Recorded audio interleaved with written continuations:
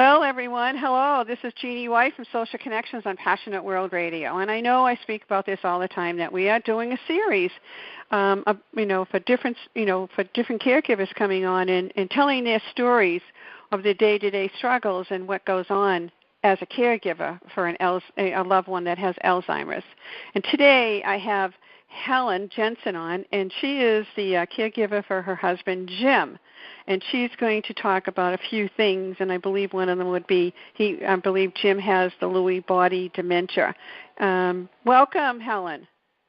Hi, Jeannie. Thanks for having me on. Me too. I'm glad you're here. So, can you just tell a little bit, like some sort of a background on, when did this happen? When did you start noticing different things in Jim? And then how did the diagnosis process go through? Because that seems to be a real issue with a lot of caregivers. And what is happening with you now? Okay. Yeah, it really is. And with Lewy body, the Alzheimer's, they go down, down, down. But with Lewy body, they go up and down and up and down. So it's very hard to diagnose because you go, oh, maybe it was just this thing or something, and he's going to be better, or maybe it was just a senior moment or something. And because they'll be really good, and you go, oh, okay, and then they'll shoot back down. So that's the difference between the two. But actually, one day we were driving in Houston, Texas, where I'm from, and we were going to go to the store, and it was sitting right there off the off-ramp, and Jim just got so upset that I wouldn't tell him where the off-ramp was. It was the same one that he took to work for 25 years, and my mother was in the back seat, and she said, Helen, something's wrong. He's got Alzheimer's or something. That's not right. And I just let it go, and just little things were happening like that, and so we decided to move out of the city because I wasn't sure what was going on. And so I worked, and when I would come home from work, I noticed he was always sleeping. And when I was home, he would, what they call shadow you. He was always just like an inch away from me. They do that. It's like you're their security blanket, and just following me everywhere. And it was actually getting irritating. And finally I realized that he would be up all night and then sleep all day. So he was up when I was there. So it was just kind of a crazy thing. And we decided to buy a little vacation house in the Upper Peninsula. And he's from here, so I thought, well, okay. So I sent him up to look at houses. And the agent from the realtor called me and said, we debated, but, I had to call you because your husband has very strange behaviors. He's doing all kinds of really strange things. I'm going, really?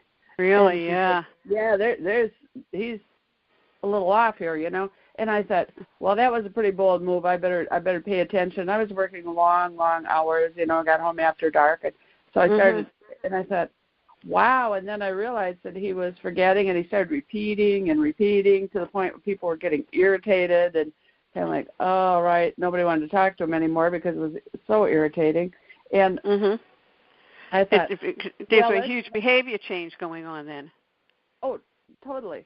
And I just thought, well, what am I going to do? And I was 10 years younger than him, and we needed the money. But I thought, well, he's got his retirement and this and that, and we're going up to this real little house from our big house, and maybe we can swing it.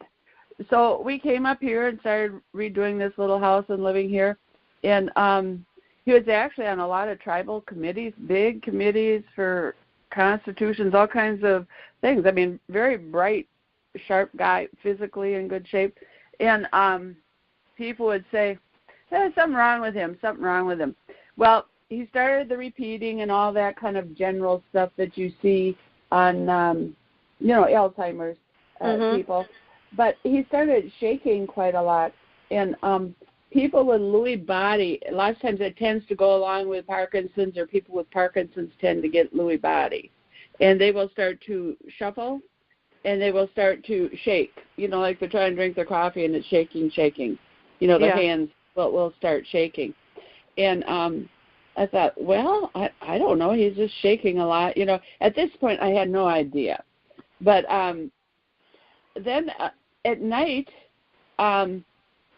we could hardly sleep because he would be like running in bed, which is another thing that they do in Lewy body. It messes up their REM sleep, and they're like fighting, and they're alive in their dreams, because normally people, when you dream, you're paralyzed. That's your normal thing that dreams, you're paralyzed. But with Lewy body, it messes things up. And so, they're fighting the enemy, and they're swashbuckling around, and just all kinds of stuff in bed, It's just, anyway, that started. He had no sense of time, no anything. And one day we were sitting actually in Big Boy, of all things, and he looked at me with tears in his eyes, and I've never seen the man cry, tears in his eyes, and he said, "We need to go to the beach." And I'm like, "Okay, why?" And he said, "Because I have a great big jar, a mason jar full of painkillers. And if a kid would get a hold of that, I would not want to be responsible. And I'm just terrified. We need to go and dig them up and get them out of there." So I took him in the car. We went all over. I live on Lake Michigan, so there's a lot of beach. Anyway, he couldn't find it, and it started getting dark, and he was just frantic. And then I realized I asked him, I said, "Where would you get these from? Because you're not taking pain medication." He said, "I saved them up." And I thought, well, there's no pain medication. I thought, now we are really getting into some crazy stuff, some really crazy stuff. And so anyway, my sister had passed away about 4 months before he started getting really wild. And he came down one day and he said, "I talked to your sister." I said, "You did?" And he said, "Yeah, she's upstairs." She said, "I'm Sandra. I'm Helen's sister." I'm like, okay, that's interesting. And that's when he started having hallucinations, audio and visual both, hearing people talk, seeing them sometimes. And that's one thing about Lewy body. Usually that will show itself in a way that it's already progressed to that stage, and it's like boom. Whereas in Alzheimer's, it's kind of towards the end. Whereas at Lewy body, that's one way that they use. They think, well, it's probably Lewy body because they're hallucinating and all this crazy stuff. Well, that kept on, and I took him to the doctor, and they said, well, put him in a nursing home. You have to put him in the nursing home because his cognitive and his short-term and everything aren't matching up or something. So that's the kind of people that get aggression. So I thought, I don't know, what do I do? What do I do? This is all new. You're like, what the heck? I'm like 50-some years old. What is this? What is going on? Yeah. Yeah. And you're just trying to live every day, and I think you kind of try to ignore it, and like it doesn't. It's really not there. Yeah. Like it's really not as bad as you think it is. No, you don't want it to be that bad. But anyway, So I took him to a specialist, a neurologist, and he was doing these tests like they make you draw a clock and ask you who the president is, and here's 3 things to remember. It's this little test. They all do it. And I was sitting behind my husband, and the guy just kept shaking his head, and I looked at him, and he just kept shaking his head. So I went, okay, so this isn't good. So we went home with our Aricept patches and everything, which is a standard thing. But with Lewy body, usually by the time you figure it out, they're too far gone. Sometimes you can use those, and they'll last a couple of years. Everybody's so totally different. Nobody's the same. But anyway, they didn't work for him. Yeah. But he had a lot of audio hallucinations. And actually, I taped some, and some were actually cute, which sounds strange, but some were actually cute. He had a family that lived in our cable TV box. It was Alexander from Alexander, Texas. And that was strange because they were both the same name. And he would just talk to him. I mean, it sounded so normal. You would think he was just talking to a friend or anybody else. But I have videos of it, and he would get very into it, and he'd just say, "I have to let you go because my wife is making supper now, but I hope that's okay." we'll talk to you later.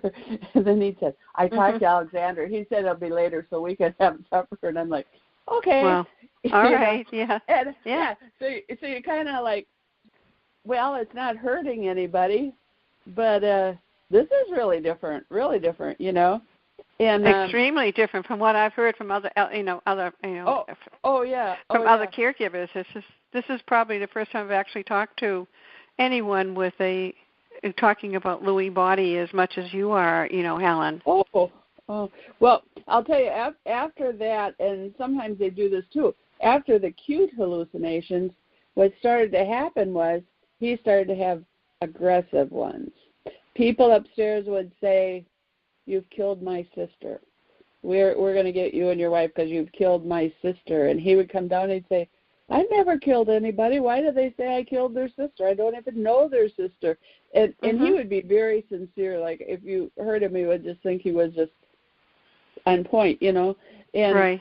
I tried to calm him down, and those would proceed that they were getting worse and worse. Pretty soon people were trying to tase us through the windows and all kinds of stuff. And I don't know how deep you want to get into that, but I woke up and I felt something hard in the bed, and I thought, what is this, It was a loaded hunting rifle.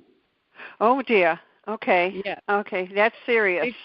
Because we are getting old, and he has to protect us from these people that are trying to get in and take and hurt you. Yeah. Yeah. To him, it's so real. I can't imagine what goes on in their mind, because to them it's real. And you can, as a caregiver, you can't poo-poo it like, oh, what are you doing, all this crazy. I mean, to them it is real as you and I sitting here talking. Right. It's real to them. And so that's really difficult dealing with them, because, you have to respect them as people, but yet there's so much amiss, And actually at some point you kind of split. And somebody told me once, in every relationship at some point it will split. Well, as husband and wife, after they've done this, I mean, he had this for 10 years. So after a while, your life and his life, your mind and his mind are two totally different things. What you had where you connected as husband and wife, that connection kind of, you try to hold on to it. You feel guilty that you can't, but it goes. It goes away on you, but there's nothing you can do about it. It's the disease, right? Right. But you have to take care of the house. You have to pay the bills. You have to mow the yard. You meet new people. I mean, your life keeps evolving, and theirs is over there, and you love them so much. You want them to be in your life, but it's really hard. But anyway, I will jump forward because I don't know what the time is. But don't worry, just keep going. I mean, really, I just have to ask you about this gun thing. Was it loaded? I just have to ask. It was. Yes, it was. Oh dear. Okay. So did you take the bullets out of there and get rid of the bullets? Do you have to worry about that now? No, all the guns and everything went the next day. Okay, good, good. I gave a bunch away, and some are in a safe at a friend's house out in the country, and he doesn't even know it. But no. I was like, no, this is getting serious. This is too much. Yeah. So you really had to really think about what it is that's happening and how you can obviously protect yourself and protect Jim. Yeah. Well, in Lewy body, I don't know about Alzheimer's because I'm pretty much a Lewy body person, but I mean, you do get that safety issue that starts creeping in. Where anyway, what happened with us was shortly after the thing with the gun, and I'm just very honest and open because this does happen, whether people talk about it or not. It does happen. It does. I'm sure it does. He came to bed and he had all this stuff on his arm. I mean, a whole roll of paper towels. And he looked at me and he said, "Look what I have." And I thought, "What do you have? You have paper towels around your arm." Well, after finding cheese in the drawers and who knows what, a whole roll of paper towels, I thought, "Oh, well, go back to sleep," And pretty soon I could see all this red coming through, all this red. And I'm like, oh, my God, what have you done? So I jumped out of bed and grabbed a T-shirt and jumped right on top of him and rolled it around him, and I had my cell phone. I dialed 911, and that was just all blood. And he passed out on the living room floor. And we still don't know what happened to him because he slipped from his wrist all the way up. It took a Y and then went up to his elbow. He had 47 his arm, and he said he doesn't know, but I mean, they couldn't find any blood anywhere. There was one drop underneath the paper towel holder, and he was just bleeding everywhere. Anyway, so we got to go in the ambulance. It was a big production, and had to follow, and some friends had to come and stitch him up. Well, what happened was, for Jim, he had started drinking, and he was not a drinker before. But when he drank quite a lot, the voices would go away. Okay. So when he would get very tired, he would start drinking, and it would make him kind of straight again, which sounds strange. But the voices would go away, and he could sleep for 4 or 5 hours or something like that. Yeah. That night, when we went to the ER, he had a high blood alcohol. So he had been drinking, so I don't know if he fell. Nobody knows. We have not figured it out till this day. And he doesn't remember doing it. Most things that they do, they don't remember it. I lived in Texas for 30 years. We did. He doesn't remember that at all. He doesn't remember our son. He doesn't remember anything. He really doesn't remember anything. He doesn't know my maiden name. At times he wouldn't know who I was. He'd say, "Where's my wife? Who are you sitting over there? You're not my wife." And he'd point to a picture that we had when I was like 19, and he'd say, "That's my wife." Yeah. I'm pretty sure I am, But, were they putting him under any kind of medication or anything, Helen? Oh, well, I'll have to tell you what happened was I called the VA because he's a veteran, and they said take him to the emergency room. So we took him to the emergency room, and the VA came to me and said we had 3 doctors sign off. We are committing him. So they kept him for a month and ran all the tests, everything like that, and that's how they determined the Lewy body. But they said they would not release him to me in the home because of a safety issue. Right. They said he was not safe to be living with me. So I had to find a place where they would take him quite quickly, and he couldn't come here. He had to go to a facility. The local facility 2 blocks from my house turned it down because some of the medications they had to give him, plus he had the safety issue. But luckily I knew some people up there, and they finally said yes, and he's been up there ever since, and it's so good. They're so good to him, and his quality of life is as good as it can be considering up there. But he did have a couple instances of very aggressive behavior towards a couple of residents and windows and a few little things like that when he was first there. But they got his medication all lined up and everything, and then he just became a pussycat, and he's been there, was going on 4 years in April. He's really docile. He's kind of like the mascot up there. Everybody loves him. He just gives a big smile.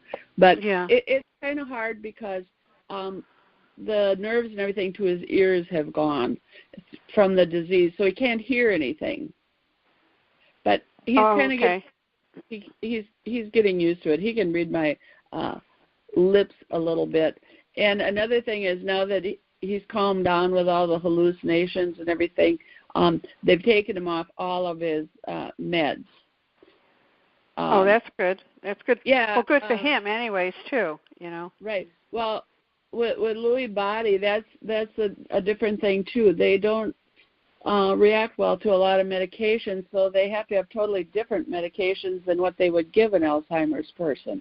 And so anyway, you never know. I mean, one might tolerate it, and then another patient, it just will make them go down and, not come up. You just don't know how they're going to react to it. That's the whole thing. It's what they do is, whatever their symptoms are, you just have to go ahead and treat the symptom, whatever it is. All right. Isn't it kind of hard to diagnose Lewy body, though? Very hard. The only way that they can totally know that it is that is by autopsy. And we have a big system where they donate people's brains, loved ones' brains. And that's what Robin Williams died of. And that really?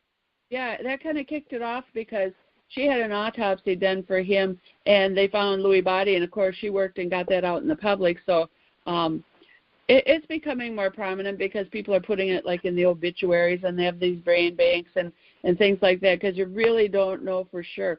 But people that I know that have donated their loved ones' brains, they have found several kinds of dementia, not just Lewy body. They've found Alzheimer's, frontal lobe. They've found a mixture. Mhm. So, it's kind of a mystery. It's just a mystery of, you don't really know what they have, and like I said, it can be. I believe in this. I'm not a doctor, but I believe just from being in my support group, which is excellent.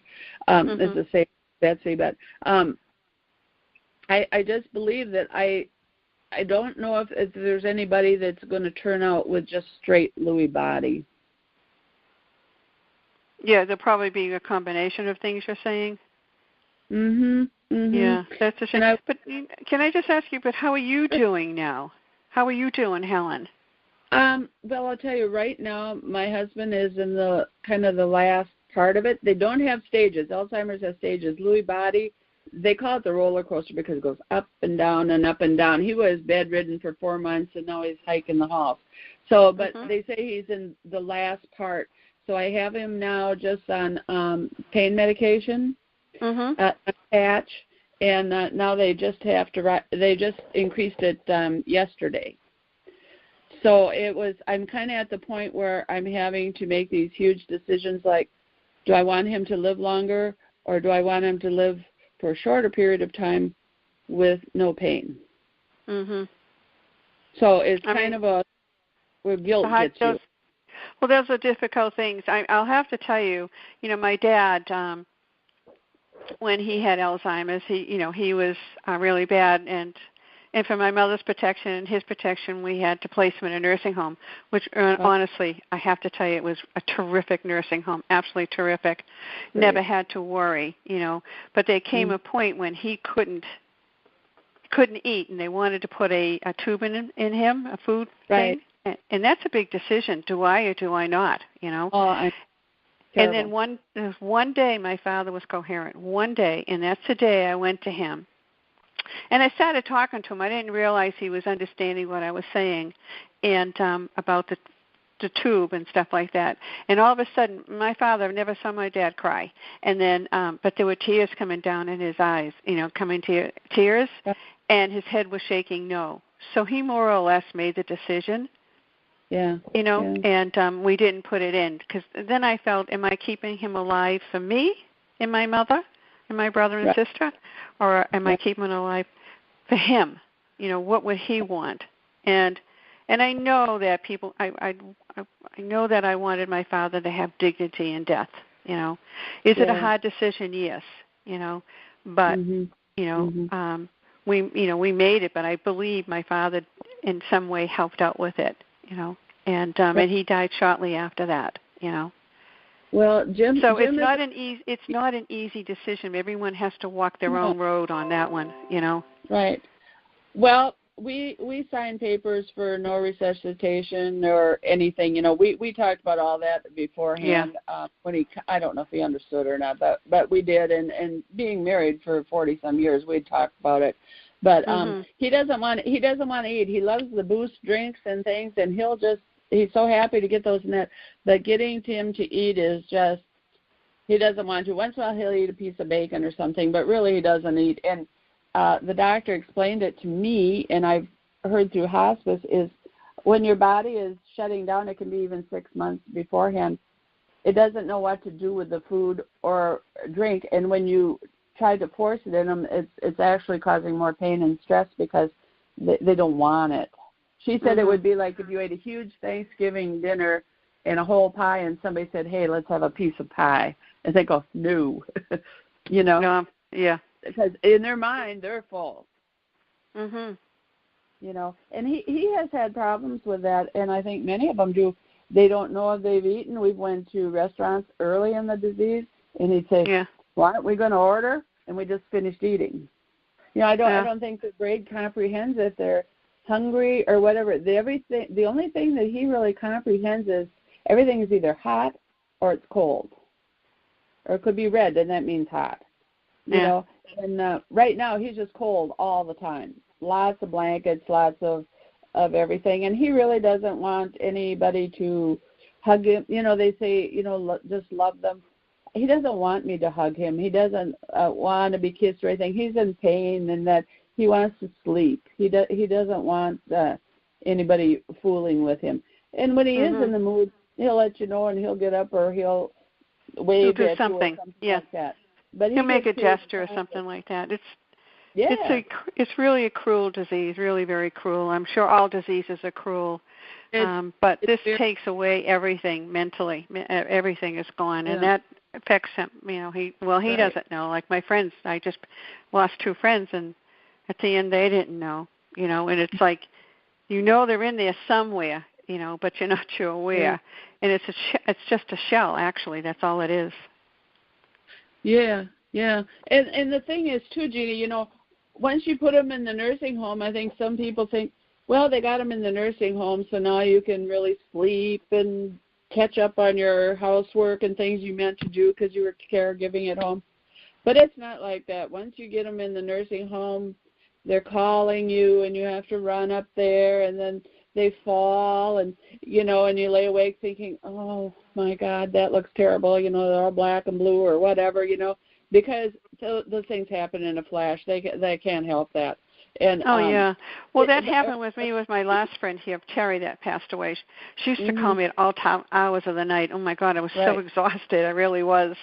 And then they would call me. The nurses finally got to know. They would call me that she needed something. I'd go running up there and do whatever.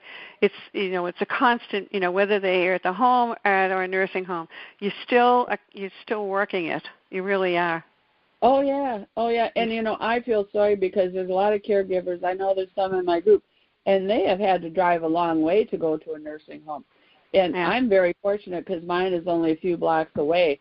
And even at that, to take a shower and get dressed and get up there and you go down the hall, and then you get there and they're like, "Leave me alone, I want to sleep." And you're like, "Oh, okay." So you watch them sleep for a while, and then you leave, and then the next day you try that whole routine again, And I'll tell you what, with myself as a caregiver, I went into burnout. I mean, I almost ended up in a hospital bed myself. I just got very sick and just was not doing well because I grieved so much and so heavy. I just hit that point where I can't do this anymore. So what I have been doing, and I know a lot of people want you to just up and die yourself, which 40% do of caregivers, but for me, I have been, and it's hard work. It's hard work. It's not even fun. But I have really been striving to make a life for myself, and to think, okay, you're alone, you're a caregiver, he's there, you're here, now what are you going to do? He has people day and night, his every little need. If he rings the thing, they bring him everything to his bed or whatever he wants, and he likes the girls up there, but I'm alone. I'm alone with my thoughts, and I don't have anybody waiting on me or anything like that. And it's not selfish. It's not selfish, and the caregiver should not feel guilty. You need to, in some way, build a new life, because after they pass, you are going to have a new life. And I think if you let it go till it just smacks you right in the face, I think it's just that much harder than if you try to do a little planning, like my mother told me. She said, go out for coffee, go out by yourself, whatever, just go.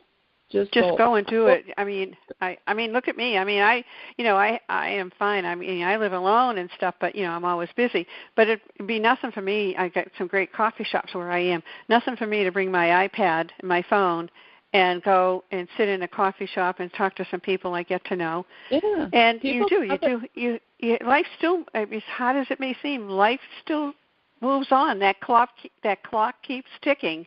Exactly. And you forget that, because that's one thing my father always said to me, even as a kid. There's only two things: death and taxes. And he says, and time doesn't stop for anyone. Really. I mean, I remember that as a kid. He'd just say, you have to somehow, Eugene. He'd go, you have to accept this is what happens in life. We're not meant to be here forever. And always he goes like this, and always remember that clock keeps ticking. It keeps moving. And it's true. It's difficult for a lot, but it is true. But as a caregiver, the whole experience, because he's been up there so long, and I see all the other residents too. As a caregiver, it has just given me such a different outlook on life. Feel so much stronger, even though I'm a mess emotionally because of the stress of it. I feel that I've really grown a lot, and I know what life is really about. It's not about, I broke a nail or anything like that. I mean, this is real, rough, real life and death. Yeah. And it's everyday life and death, sometimes for years.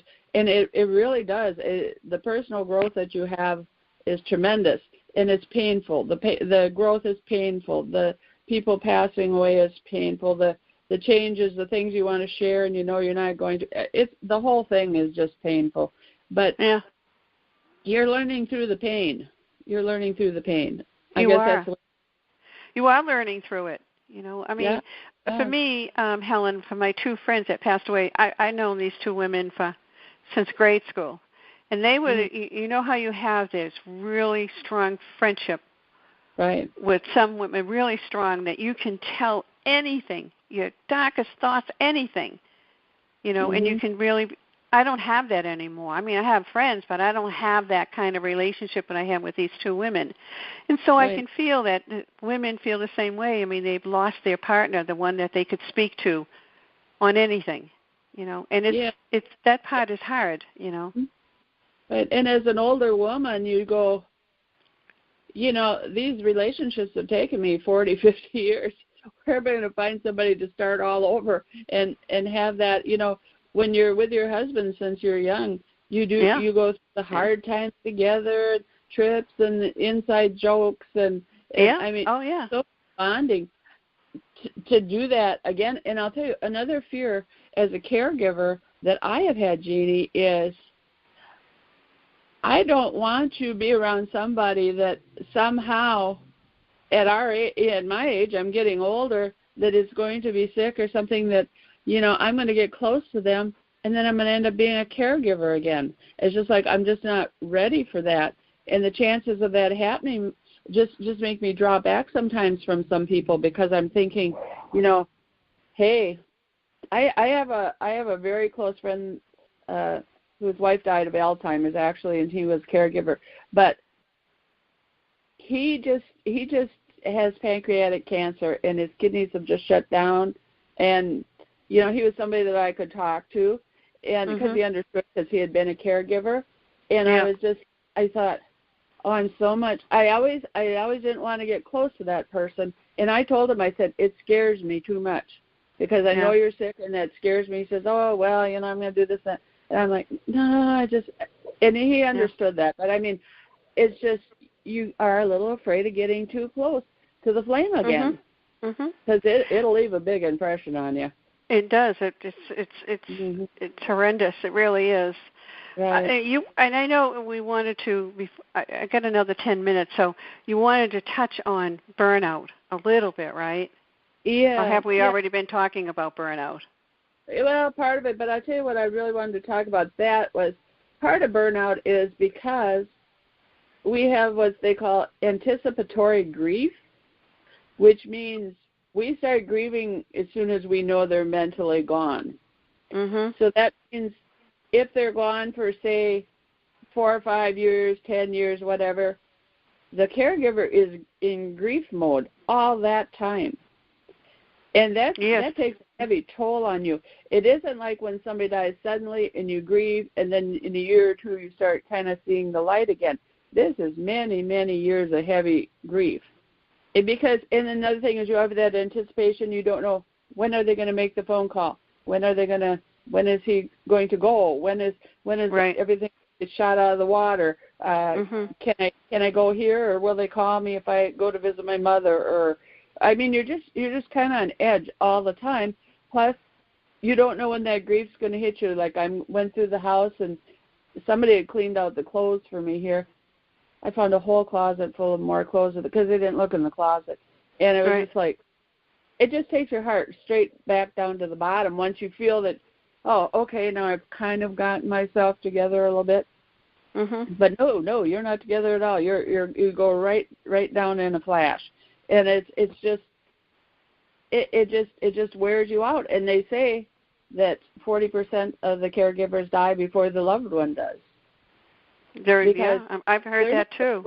Yeah, they're not aware, and we're grieving. We're running around. We're grieving. We're doing all this stuff, and it's harmful to us as caregivers. Yeah.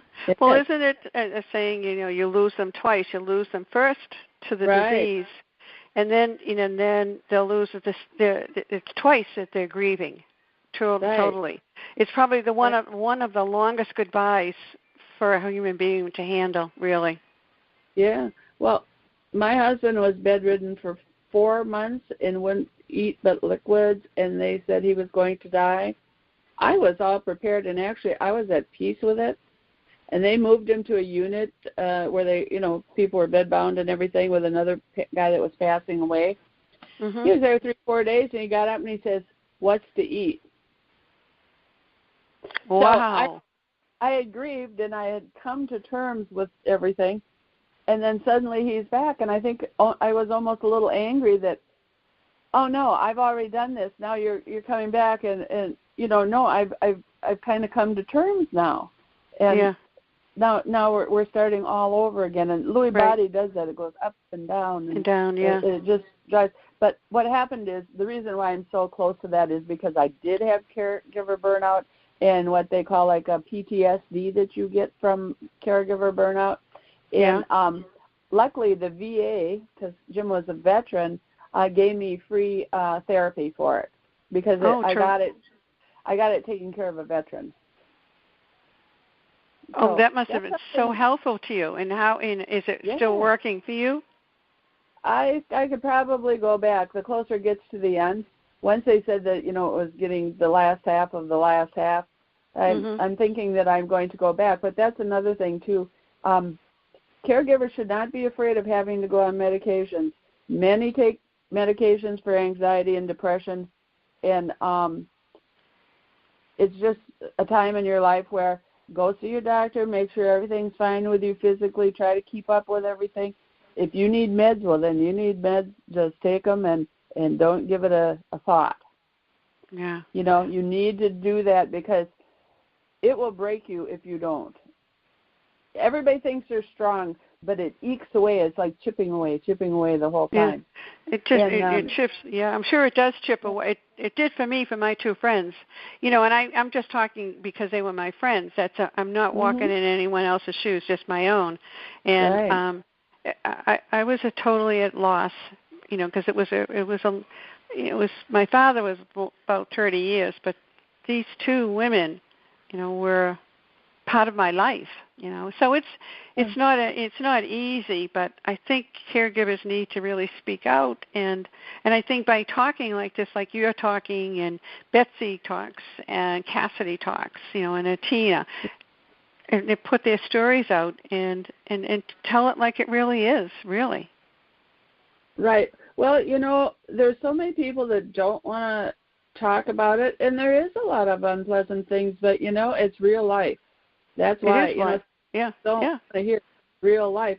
But I'm grateful that you're having me on here because I'm getting a chance to talk about Lewy body, because a lot of people that have Alzheimer's are going to find they have Lewy body also, or Parkinson's, or frontal. I mean, I really think all dementias, what I say is I don't care what the label is. All I know is he is sick. You That's can right. call it what you want. Anything you want. He or she is still sick. They call still it have it. He's sick. And it impacts them, it impacts the wife, it impacts the children, it impacts relatives, it impacts friends. It really is. It's a social situation. Yeah, and it impacts a lot of people, and people don't realize it. There's a lot more people coming down the road too. I don't know what they're going to do for facilities and resources, because the baby boomers are coming up, and I'll tell you what, it's going to be a whole wall of people that are going to have dementia of some sort. Yeah. Yeah. And it seems like, the medical community really needs to, step up. Also, this is from what I hear. They don't even know. Yeah, a lot have of no idea with their in conception what's going to happen. It's you can actually. Well, I'm sure people are calling it. It's an epidemic. It's worldwide. It is, and sometimes when we have new people in groups, I told the leader, I said, sometimes I hate to say, because I don't want them to know what's coming down the road, because they're like babes in the woods and they have no idea how it, and I'm a very strong woman, very strong, and and I know a lot of real strong ones, but I don't care how strong you are. You cannot do this alone. You have to have your doctor, your friends, your support group, whatever. I mean, whatever you have to do, I mean, you're fighting for your life too. You have to just be very forward, and you can't worry about being embarrassed or anything else. Like with my husband, when I still had him at home, people say, how can you still take him out and everything? After I was like, you want to stare? Go ahead. I don't care. You lose that. You just don't care. You got to do what you got to do. You have to do it. Whatever it is that makes it easier for you, Yeah. I don't know. Yeah. But is there anything else that I missed, that we missed to talk about? Because I know that, Helen, anytime you want to come back and say, oh, Jean, I want to talk about this, you're more than welcome to, Helen. Okay. Yeah, that would be good. I'll have to think of something. Yeah, just, something. Like I tell the other caregivers, I don't know, is there an easy solution? No, but, no. But is it as a group, and, trying to find the smallest little solution, a lot of things can change for you as an individual by being part of trying to make something a little different. I don't know what that answer is, because this is such a mystical disease. It really is, because it just eats away, and there's no solution in the grounds. But I know a lot of caregivers are saying they want help, and I'm saying, well, what kind of help do you want? What are you looking for? And maybe in a group like your group, one little solution to help that caregiver to get through the day. That's all you're looking for. Right. Well, I'll tell you, Jenny, with me it's education. I think the more that people can hear the truth, and a lot of groups it's too raw for them. In our group, we say whatever, and we tell it like it is, and you can't BS anybody, because if they've been there and they're talking, somebody else can try to fake it, but no, you know who has actually walked the walk, and you just need that group for support, and you need to get it out there. I think the more people that are educated. Actually, I talked to somebody in the nursing home, Jim's cousin, and I said, your father couldn't eat, so I was helping him eat today. Do you realize he can't eat? Because nobody was helping him. And she said, oh, well, some days he can and some days he can't. And I said, well, does he have Lewy body because they go up and down? She said, no, he has dementia. And I said, well, does he have Alzheimer's or frontal or what? And she said, no, he has dementia. And I thought, my goodness, you're not educated. Yeah. You don't know what he even has. You don't know the forms of dementia. Mm. So maybe, next time is talk about the different forms of dementia so people can hear it. You're more than welcome to do that, Helen. If you want to bring someone else on too, we can do that. But and that's the thing is I'm helping, but I'm trying to find out what is it more that can be happening, and that's probably one of them, because everybody puts everything under an umbrella. And dementia, how many different types of dementias are there? I think 40. Yeah. So maybe if we if you talked about that, Helen, or and maybe maybe help individuals in a way, I don't know, when they go in to be, they bring in their husband or their wife to an oncologist or something, a doctor, and right. what kind of questions should they be asking?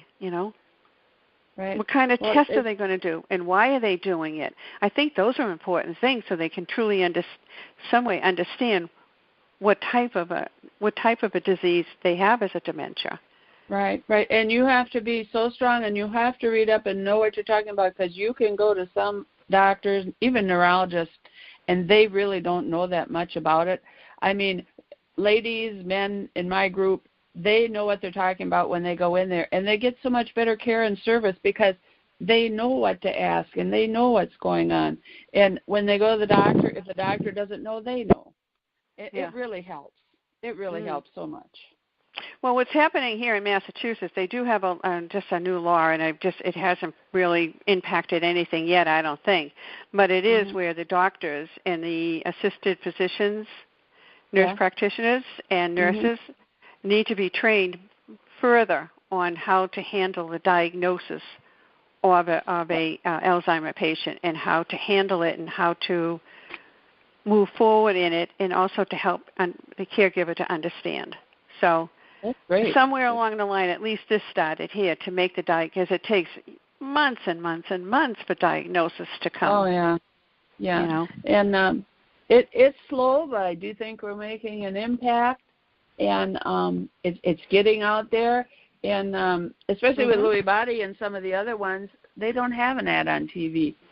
People do recognize Alzheimer's, but it's just anything that is worth doing. It starts out small and it builds, and that's basically just building on it. Yeah. So pretty soon everybody knows it's on TV. Everybody knows, everybody's talking about it. People are putting it in obituary, so they see it there and they go, oh, he passed on Lewy body. I wonder what that is, and they'll Google it, You just have to get it out there somehow. Yeah.